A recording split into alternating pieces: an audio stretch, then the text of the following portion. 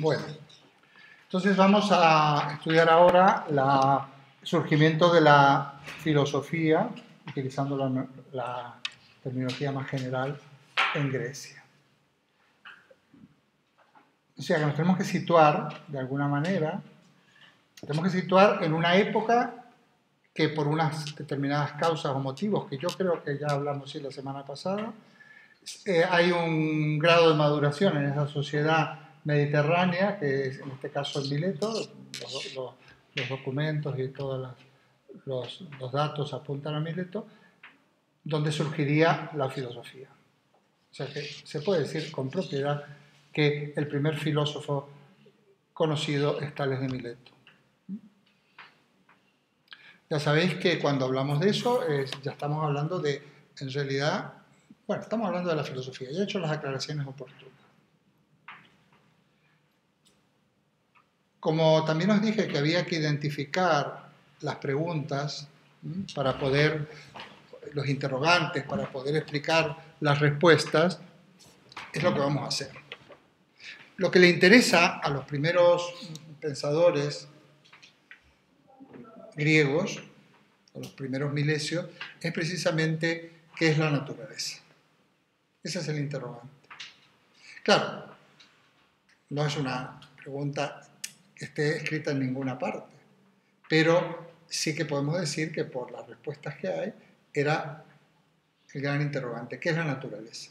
Pero no era una pregunta tampoco tan abstracta ni tan general, sino que se preguntaba en realidad por el principio de la naturaleza, el arjé de la physis, naturaleza, como hemos dicho. Pero esa pregunta por el origen o el principio adquiere el sentido de la pregunta por la materia primordial de la naturaleza, la pregunta por la materia. O sea, si pudiéramos parafrasear un poco, ¿de qué materia está hecha la naturaleza? ¿O cuál es la materia primordial? Fijaos que no se cuestiona si es material o no. Parten de la base que la naturaleza es material. Por eso es muy interesante también tener en cuenta cuando a veces se intenta hacer ciertas divisiones del pensamiento clásico, como con categorías actuales, estaban los materialistas y los idealistas. No. Es muy peligroso en la historia, ya no solo en la historia de la filosofía, como sabéis muy bien, intentar entender y clasificar lo antiguo con nuestras categorías, porque si no, no lo vamos a entender. Es como decir, Aristóteles es esclavista. ¿Por qué? Ah, no, porque no lo cuestionó. Bueno, claro. Y tampoco utilizaba un teléfono móvil. No es que estuviera en contra de la tecnología, sino que no existía. Entonces, es muy importante que no hacer estos tipos de trasvases. No es que este era conservador, es que este era revolucionario. Porque decía Heráclito, no te bañarás 2 veces en el mismo río. Entonces aquí tenemos el conservador Parménides, que negaba el movimiento y que según parece, según dicen las historias o las historietas, Heráclito no. Bueno, no podemos hacer esto. Yo por lo menos no lo voy a hacer. Otra cosa es que en los libros haya simplificaciones o se hayan mantenido históricamente interpretaciones que han resultado como más cómodo ir reproduciendo. Ojalá no tengamos tiempo. Bueno, cuando digo no tenemos tiempo no lo digo en la asignatura, en la vida, para poder hacer una relectura de la historia y empezar a formarnos nuestra propia concepción de la historia a partir de los datos que sí nos proporciona las distintas fuentes de conocimiento archivados, como ser las enciclopedias o las enciclopedias virtuales, todo lo que queramos, pero que realmente las cosas se han interpretado a gusto de lo que le convenía a los poderosos en una época determinada. Y eso acríticamente se ha ido manteniendo, ¿no? Yo recomiendo en esta línea, cuando tengáis tiempo, ya hayáis aprobado la asignatura, qué sé yo, que leáis a Onfray en bueno, algunos de los títulos de Onfray, luego me voy a acordar. La relectura que hace del pensamiento clásico, ¿no? Me parece, pues si os interesa, pues bueno, voy a proporcionar una serie de títulos y luego pues en su momento esto lo puedo dar porque, claro, se hace una lectura privilegiando unos determinados autores o unas determinadas corrientes. Muy bien.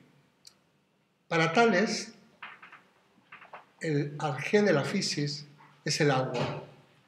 Esto está en todos los libros. Yo lo voy a mencionar muy deprisa, porque lo que más me interesa, aparte de que os aprendáis estas respuestas conocidísimas, bueno, las utilicemos.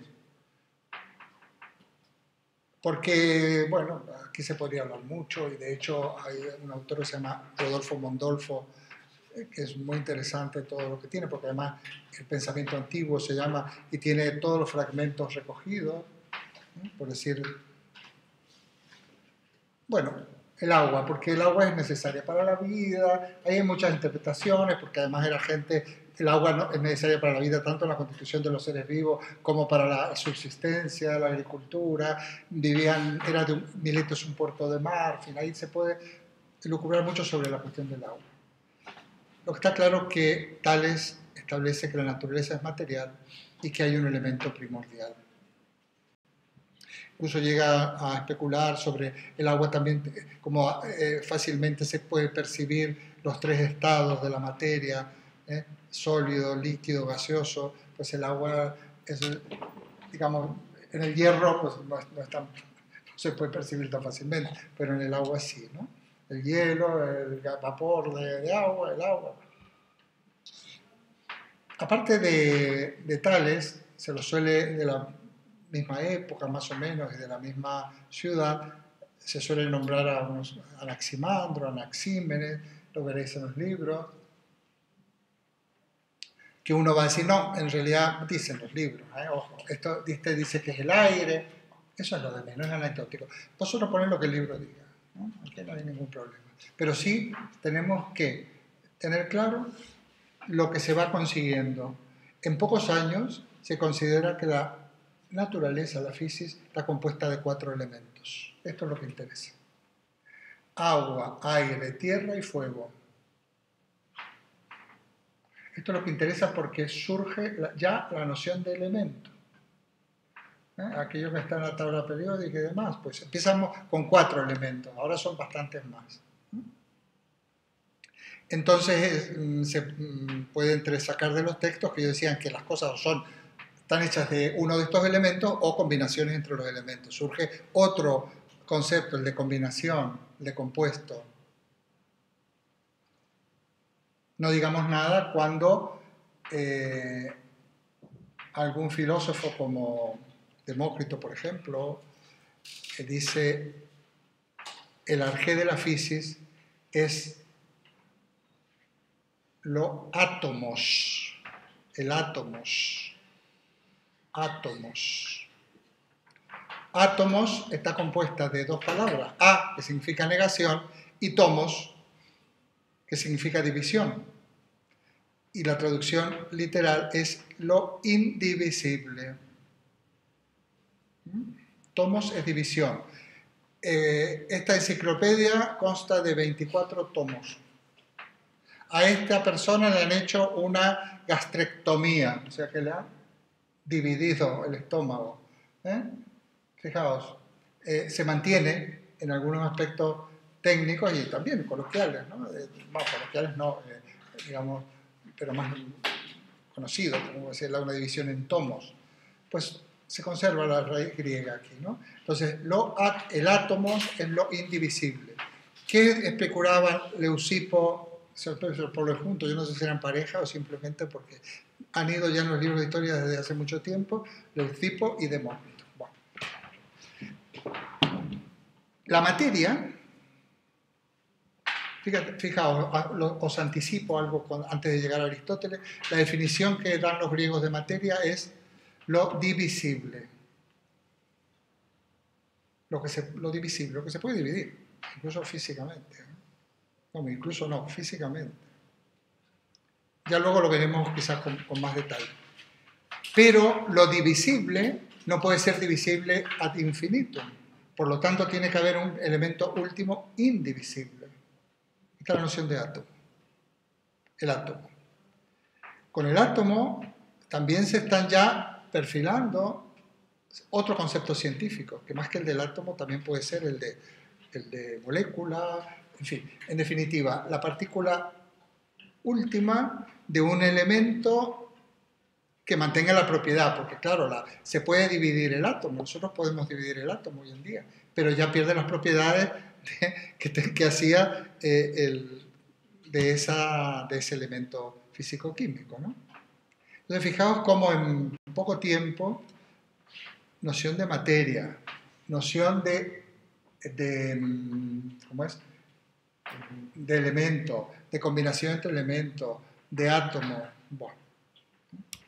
Lo interesante aquí, fijaos, el efecto de aplicar el logos sin prejuicios a la materia, a la naturaleza.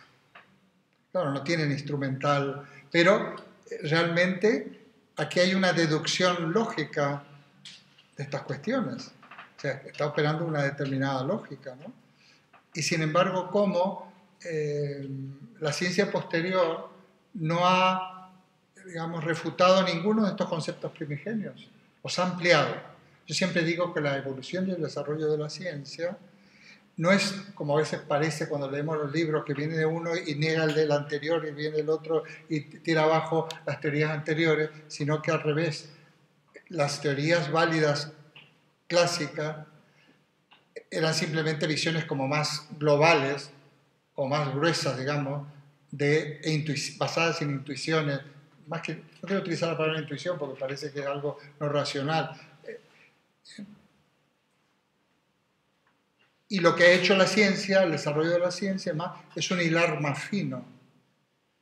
Ha ido hilando cada vez más fino. Bueno, la lógica actual es 100% heredera de la lógica aristotélica, pero se ha avanzado mucho. La potencia que tiene la lógica actual no es la que tenía la lógica aristotélica. Ha sido necesario pues, pasar por los nominalistas del siglo XIV, ha sido necesario pasar por los racionalistas y empiristas del siglo XVIII, por Kant, y por supuesto ha sido necesario pasar por Frege, Peano, Bertrand Russell, con la lógica simbólica o la formalización de la lógica. Que es así el que es precisamente cuando estudiamos una lógica, ya veremos en Aristóteles, que hay dos lógicas, porque aquí es todo. Una lógica material y una lógica formal. La lógica material indaga si algo es verdadero o falso, y la lógica formal si es correcto o no es correcto, si es adecuado o no es adecuado. Y la que usamos nosotros, la verdaderamente potente, es la formal, porque nosotros estamos trabajando con variables, las cuales le podemos dar valores, es con lo que trabajan estas máquinas, es con lo que trabaja todo. Y hay unas reglas de la lógica que de ahí no hemos salido, aunque hay otros tipos de lógica posibles, que en realidad el fundador es Parménides, con la lógica binaria. El ser es, el no ser no es. Es imposible que el no ser sea o que el ser no sea. Principio de identidad, primer principio lógico. Y de no contradicción. Los primeros principios lógicos. Entonces, por una parte, la pregunta por la fisis, también aquí hay muchas divisiones, así como didácticas, que a veces confunden los pluralistas, los monistas, cosas de este tipo, ¿no? Como aquellos que dicen que son muchos elementos, monistas los que dicen que es uno. Yo dividiría para comprender como en dos, no en dos grupos, sino como dos direcciones a la hora de ver las respuestas que dan a la cuestión de la fisis. A veces coinciden en una misma respuesta estas dos posibilidades. Una es la respuesta material, físicos milesios, agua, aire, fuego, tal, Heráclito, los atomistas, la respuesta material, y otro lo que podríamos llamar la respuesta formal. A mí me sirve. Formal en el sentido que no responden por algo material, pero tampoco quiere decir que sea inmaterial. A ver, cuando Parménides dice, porque ya hay un grado de formalidad importante, cuando Parménides dice, o diría, porque la fisis es el ser, ahí claramente hay una respuesta por algo formal. Tenemos que ver qué es el ser. Eso es un tema, tenemos que estudiar inmediatamente entre hoy y la próxima clase. La naturaleza es el ser. O cuando Platón diga que la naturaleza es la idea, tenemos que ver qué quiere decir eso. Y cuando Aristóteles diga que la naturaleza es la sustancia, no está hablando de una sustancia, digamos, en el sentido de la química, ¿eh? Está hablando de otra cosa, está hablando de materia, pero el concepto de sustancia de Aristóteles se las trae, hay que entenderlo. ¿Entendéis? O sea, que se puede responder o intentar dar esas primeras respuestas globales y fundamentales y fundantes de nuestra ciencia, o bien por algo material, claramente estamos en una física, o bien por algo formal, que estamos más bien en la faz lógica o lógico-matemática de esa cuestión física. Porque ya veréis, cuando definan qué es el ser o qué es la idea, ya veréis que en el fondo es lo mismo, que el mismo objeto, pero visto desde puntos de vista diferentes y por lo tanto categorizado, conceptualizado también de manera diferente. Pero compatible, no incompatible. Compatible. Parménides es un físico. Parménides es un físico. El que no es un físico es Platón. Porque Platón ya es un filósofo de Atenas, es un filósofo, un filósofo político, pues ya lo habíamos comentado. No es que lo desconozca, porque tiene él tiene una obra además muy importante, Platón, un diálogo que se llama El Parménides, ¿eh? O sea que se va a meter con todas estas cuestiones. Y las obras de Platón y Aristóteles no se han perdido, ahí están, ¿eh? Bueno. ¿Alguna pregunta? ¿No? ¿Estáis perdidos? No. No olvidéis que estamos trabajando con traducciones de términos antiguos y es muy difícil traducirlos bien. Porque un mismo término puede querer decir muchas cosas. Ya sabéis que estudiar con traducciones es siempre un problema. Incluso actualmente, ¿no? Leer una obra escrita en inglés originalmente o en alemán y traducirla al castellano, ya perdemos ahí. Porque traducir también es interpretar. Imaginemos, ahora nosotros estamos utilizando unos términos que pretenden traducir y reflejar lo que quisieron decir hace 2500 años.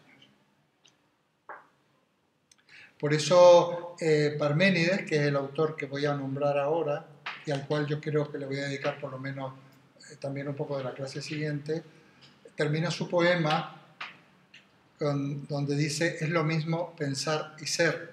Su poema está incompleto, es un fragmento, que ya es mucho, 2 páginas y pico.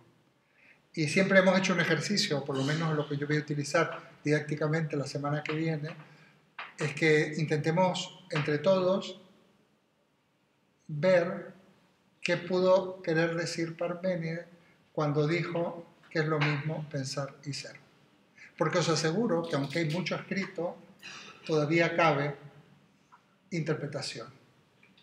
Y si decimos es lo mismo pensar y ser, ¿qué podemos estar diciendo? Sea lo mismo, Iñaki. O sea, ¿qué es el ser? Yo te digo el pensar. Bueno, entonces tú me vas a volver... Bueno, pues esta es la discusión que yo quiero. El debate. O sea, ¿qué es lo mismo pensar y ser? Textualmente dice Parménides. No voy a hacer un alarde de saber un poco de griego, sino porque quiero quedarme con 2 términos, ¿no? Togar autonoei tekai esti einai. Que por cierto, los que hemos estudiado griego clásico, cuando yo estaba en Atenas, hablo así, se ríen, miran como diciendo, por esto de dónde ha salido, ¿no? Porque pronuncian de otra manera. ¿Cuándo habrá salido esto? ¿No? En el griego que a mí me enseñaron, el clásico, que es leerlo como si fuera en castellano, por ejemplo, buenos días es kalé gemera. Y en griego, cuando te saludan, te dicen calimera. Entonces tú dices kalé gemera, te miras y dices, bueno, ¿de dónde ha salido? ¿No? Si lo preguntas si hablas así en la calle. Curiosamente es bastante parecido al griego clásico. Y se escribe, bueno, la grafía es igual, pero bueno, yo pronuncio, me enseñaron, o sea, fatal. Bueno, lo que quiere decir esto, fijaos. Auto. Lo primero, es auto. Auto es lo mismo, ¿no? Automóvil, se mueve a sí mismo, automático, etc. es lo mismo, auto, noein. Noein es pensar. Y einai, que es ser. Es lo mismo pensar y ser. Esto es lo que viene a decir Parménides. Que es lo mismo, que es literal. Aquí no estoy interpretando, ¿no? Que Parménides, si le preguntaran lo que pregunta Iñaki, bueno, pero a ver, señor Parménides, ¿qué es el ser? Y te diría, Iñaki, es lo mismo pensar y ser. No sé si te quedas tranquilo, seguramente no. Me parece muy bien. Muy bien. ¿Eh? ¿Qué querrá decir con esto? No decía eso de pienso, pero pienso, luego existo. Eso lo dice Descartes, pero eso lo dice Descartes, muy bien, pero hay una distancia importantísima semántica entre ser y existir, para complicarte un poquito la cosa. No, porque la gente tiende, me parece que esa analogía es muy correcta porque viene muy automáticamente. Y podríamos buscarle una cierta similitud, podríamos buscársela. Parménides está muy lejos de eso, pero podríamos buscársela. Nosotros tenemos un problema en nuestra lengua, que el verbo ser solo lo usamos como cópula. No tiene un sentido, un significado predicativo. Por eso no entendemos cuando en la traducción de la Biblia, yo soy el que soy. ¿Qué querrá decir esto? O simplemente yo soy esto del Evangelio. Porque no se utiliza así. Pero en algunos idiomas sí se utiliza así. Por ejemplo, se puede decir, es una casa muy bonita del otro lado de la montaña. En vez de hay. Ese uso nosotros no se lo damos. Entonces ya tenemos un problemón. También tenemos un problema muy serio, que nuestro verbo ser, nuestro sustantivo ser, en realidad es un verbo sustantivado, ¿no? El verbo ser. Pero no viene de las raíces griegas ni latín, viene del verbo sedere, que quiere decir estar sentado.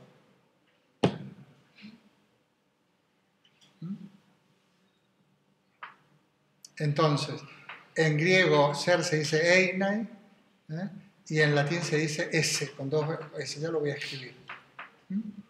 Entonces, luego hay un participio del verbo ser, presente, nosotros no tenemos participio presente, tenemos gerundio, pero no tenemos presente, que es ens en latín y on en griego.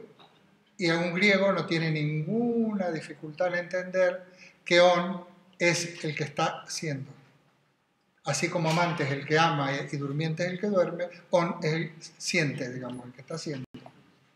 Y en latín exactamente igual. Ens es el que está siendo. El estar siendo mismo el estar existiendo mismo del que existe. Y de ahí viene nuestra palabra ente, de ens. Pero claro, ya no lo relacionamos con el verbo ser nuestro.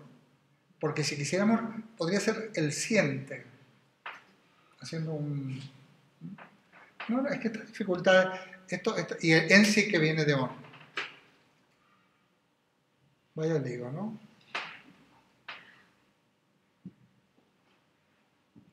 Es difícil, digamos, no, pero se puede llegar a un nivel aceptable de comprensión. Y luego veréis que el cuentito que está en los libros se aprende facilísimo. De verdad, el cuentito se aprende porque, bueno, pues si hay que memorizar esto, no, se puede. Pero es importante, lo que yo creo que vosotros no tenéis que conformar con eso e intentar responder de alguna manera a la pregunta que ha hecho Iñaki o la que estamos haciendo aquí, que es el ser. Pues llegaremos a ello, ¿no? A responderlo de alguna manera. Es que no sé si no se piensa. Que no sé es si no se piensa. Se puede, como una piedra no piensa. Es, pero un ser humano. Ah, un ser humano. Un ser humano.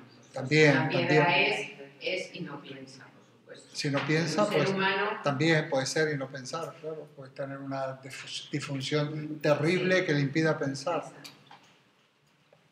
Mirad, para que vayamos más fácil, vamos a esto lo vamos a abordar, porque además lo tenemos que abordar, pero necesitamos la trilogía Parménides, Platón, Aristóteles, no Parménides, Platón, Aristóteles. Con eso yo aseguro que lo bordamos. Vamos a equipararlo un poco, perdona, ¿te llamas? Raquel. Raquel. Es estar, todo lo que está es el ser, ¿no? Lo que está es ser. No hagamos una conexión muy normalita, que yo no sé por qué, pero que se produce siempre, equiparar ser a ser humano. No, no. Ser es todo lo que es. Y todo lo que es sería como que todo lo que existe. Vamos a forzar el lenguaje porque yo el término existir no lo voy a usar por ahora. Porque existir viene de existere y tiene que ver con el creacionismo. Quiere decir provenir de. Y nosotros no provenimos de ninguna parte. Siendo fieles a los clásicos. No provenimos, estamos. ¿Y a dónde estamos? Estamos, somos. En realidad para los clásicos, para los presocráticos, pero también para Platón y Aristóteles, pero para Parménides lo que es la physis, el todo. Si alguien yo poco, pero si alguien ha recorrido un poco el pensamiento oriental, puede empezar a establecer analogía. El individuo es algo muy efímero y muy epifenoménico, es casi una ilusión, porque realmente lo que es el todo. Y es muy importante también este aspecto, que ya lo vamos a ver en Parménides, en el concepto de la noción de materia. Y cómo la materia, la cantidad de materia siempre es la misma, ha sido la misma para los griegos y para la física actual. Nada se pierde, todo se transforma. Eso nos lo dijo Parménides. La materia está, ese binomio materia-energía es estable. Y entonces, realmente los individuos o los distintos aspectos que la materia va adquiriendo es una insignificancia despreciable, en cierto modo. Entonces, lo importante para Parménides es que el ser es todo, el todo.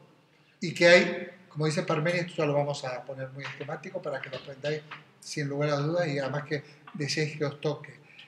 Solo hay un ser, no hay dos seres, hay solo un ser. Ser es uno e indivisible. ¿Por qué?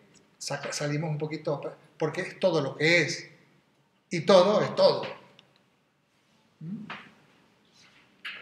Y precisamente, como el ser es indivisible, no puede haber dos seres, porque el ser es todo lo que es. Por eso el ser no será material, porque la definición de material es lo divisible. Pero esto solo se puede entender lógicamente. Luego le vamos a intentar ver, de alguna manera, darle algún tipo de concreción. Pero tenemos que, para estudiar Parménides, hay que entrar en unos niveles formales, como estudiar un poquito de matemática, simplemente entender el concepto de suma, sin utilizar ni manzana, o de división sin utilizar tartas o tortillas. Porque hay cosas que no se pueden explicar así.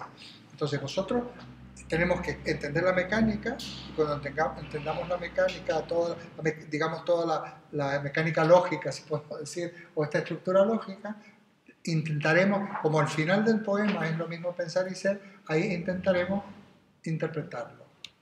Que por cierto hay unas interpretaciones estupendas. Y no hay una sola. A mí hay 3 o 4 que me gustan. Y creo que podéis llegar vosotros también. ¿Cómo la filosofía puede ayudar a una sociedad? Tú cuando vas a una facultad de matemáticas, de hecho es curioso porque no se da casi nada de historia de las matemáticas, se dan matemáticas. Pero cuando vas a una facultad de filosofía se da todo historia de la filosofía. Y nadie te enseña a pensar, a filosofar, a hacer un ensayo, a dialogar. Por tanto, el filósofo, el que sale de la carrera, es una persona que sabe historia, pero no sabe ni cómo transmitirla, ni cómo pensar, no sabe pensar. El filósofo de hoy no sabe pensar. Entonces, claro, ¿cómo va a transmitir que eso es útil para la sociedad? La conclusión más directa es esa, ¿no? Que a lo mejor no interesa que la gente aprenda a pensar bien. La sociedad necesita pensar. ¿Necesita pensar para qué? Pues para saber dónde está, para analizar qué es lo que está sucediendo y cómo está haciendo las cosas, para mejorar las cosas, planteándose nuevas ideas, generar nuevas ideas. Todo eso eso es lo que puede hacer el pensamiento por una sociedad. Innovar es encontrar productos concretos que satisfagan necesidades concretas de la sociedad y de la empresa. Y otra cosa muy curiosa es que, por ejemplo, Indra, yo trabajé con una persona, en mi época de investigación, cuando yo estaba en el CSIC, yo estuve en el CSIC haciendo investigación en filosofía, pero muy relacionada con nuevas tecnologías, porque a mí la tecnología me gusta mucho. Y en el equipo de investigación, que era un equipo de investigación además muy puntero, porque hacíamos investigación filosófica acerca de nanotecnología, biotecnología, tecnologías de la cognición y tecnologías de la información, había un chico que era consultor en Indra y que era filósofo. Y me consta que hay más gente con ese perfil en Indra, por ejemplo, y que en su trabajo como consultores sí que aplican herramientas de la filosofía. Ahí lo que aprendes es que, y además yo creo que es muy claro, que lo que está en juego, curiosamente, casi lo que menos importa es la tecnología. No por nada, sino porque al final quienes usan las tecnologías son los seres humanos. Y lo que marca el éxito o no de la tecnología es también las construcciones sociales que hay en ese momento. Es decir, Facebook, la tecnología está muy bien y está muy bien, pero la idea y cómo eso, a través de cómo la gente se ha metido ahí para contactar con sus amigos o amigos de la escuela, del colegio, cómo se han creado páginas alrededor de personajes famosos o de empresas que tú dices me gusta. Es decir, los usos sociales que ha provocado esa tecnología son mucho más importantes que la tecnología en sí, porque esos usos sociales han provocado el éxito de la tecnología. Nosotros hemos tenido muchas críticas del gremio, muchísimas críticas del gremio, por intentar hacer la filosofía productiva. El filósofo no debe ganar dinero. Entonces ahí nosotros entraríamos un grupo de filósofos a hacer una especie de analizar, ¿no? O sea, un proceso de análisis del problema o reto que nos plantea la empresa tecnológica. Entonces somos un grupo de filósofos, 4 o 5, y durante 3 horas o así, o 4, depende, hacemos un análisis brutal desde diferentes perspectivas. Lo bueno es que también a veces incluimos a algún profesional de otro campo, ¿no?